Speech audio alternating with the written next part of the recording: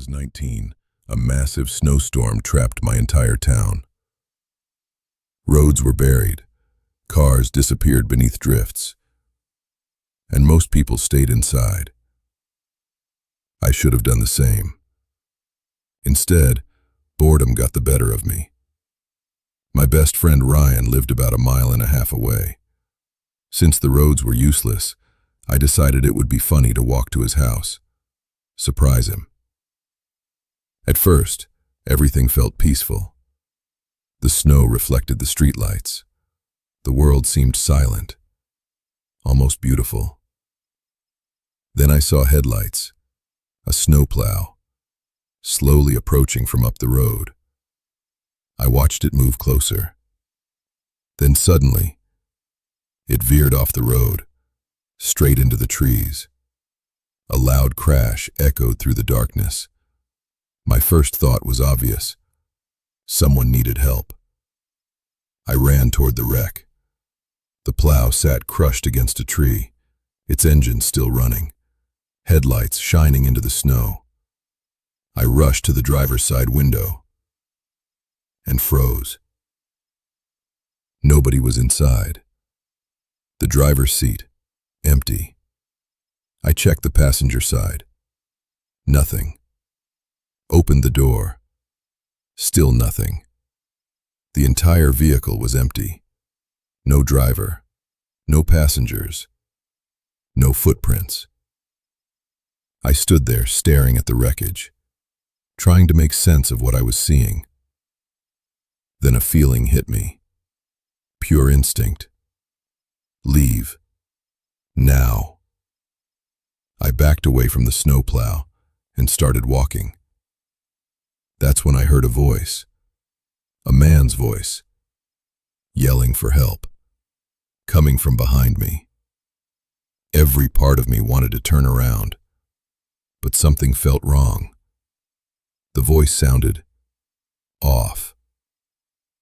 I kept walking. The voice yelled again, only now it sounded much closer, far closer than should have been possible. No one could have crossed that distance through deep snow so quickly. I broke into a run, and I didn't stop until I reached Ryan's house. His father called the police immediately. Hours later, officers returned with news that made my blood run cold. They couldn't find the crash, couldn't find the snowplow, couldn't even find tire tracks. According to them, no vehicle had ever been there. To this day, I still don't know what I saw that night. Whether it was real, whether any of it was. But I've thought about that voice many times since. The way it called for help. The way it moved through the snow faster than anything living should. And I think about what would have happened if I had turned around.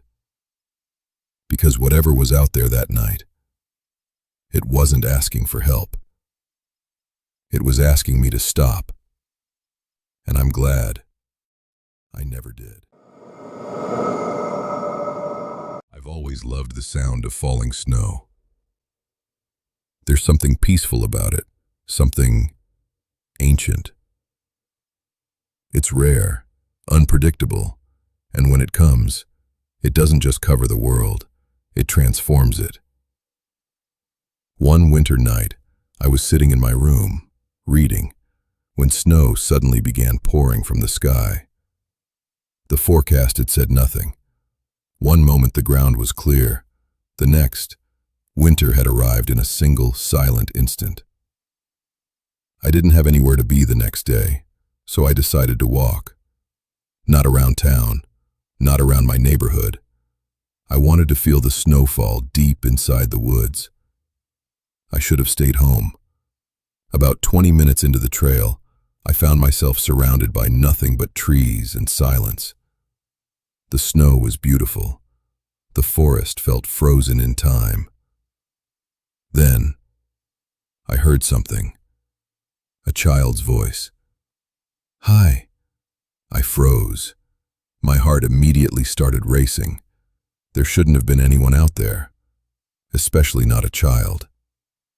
I looked around, saw nothing.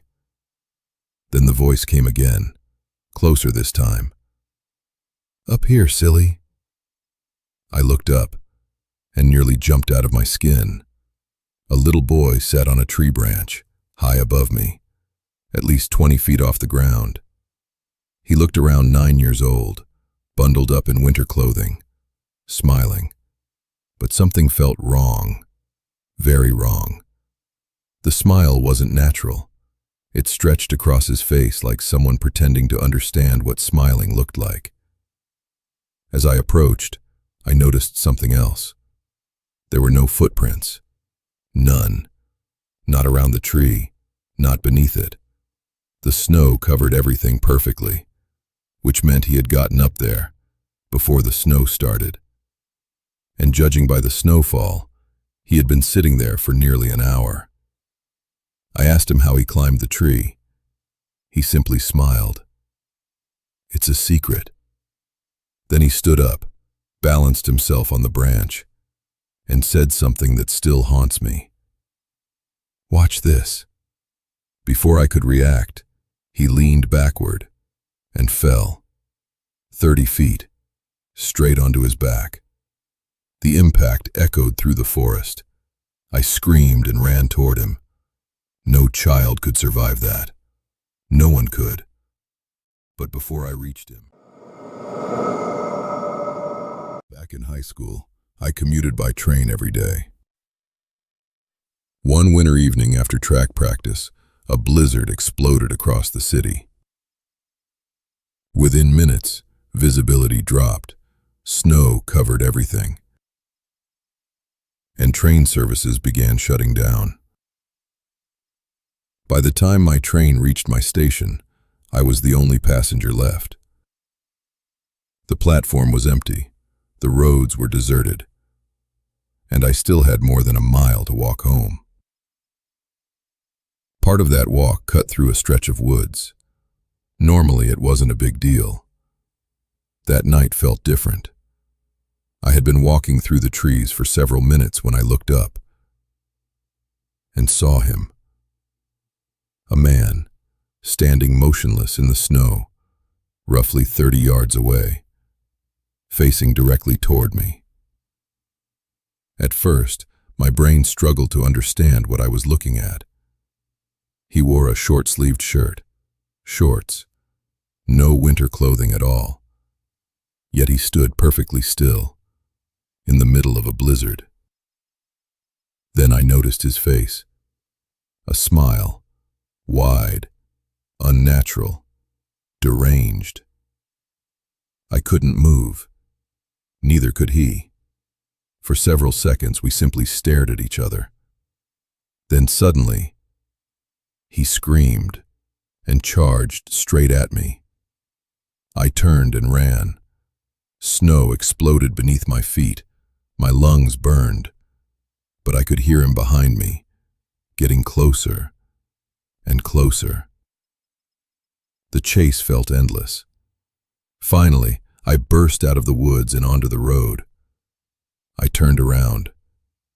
He was gone. Completely gone. I made it home and told my parents everything. Neither of them knew what to make of it. Hours later, while trying to sleep, I heard something tapping against my bedroom window. A branch. Or so I thought. I pulled back the curtain and instantly fell backwards screaming. It was him, the same man, standing inches from the glass. His skin looked purple from the cold. His eyes stared directly into mine. And that smile was still there. My father rushed into the room. He caught a glimpse of the man before he disappeared into the darkness. Police were called, but by the time they arrived, the man was gone. The tracks led into the woods, and the officers refused to search the area until morning. Nothing ever came from the investigation. The man was never identified, never found, and I've never seen him again. But even now, years later, I think about what he was, what he wanted. A man in shorts and a t-shirt standing motionless in a blizzard, not shivering, not struggling, just smiling. The cold didn't touch him, and that's the part that never leaves me. Because whatever that thing was out in those trees, it wasn't suffering. Whenever snow starts falling heavily outside my window, I find myself checking the darkness, just in case he's standing there, waiting, smiling, like he never left at all.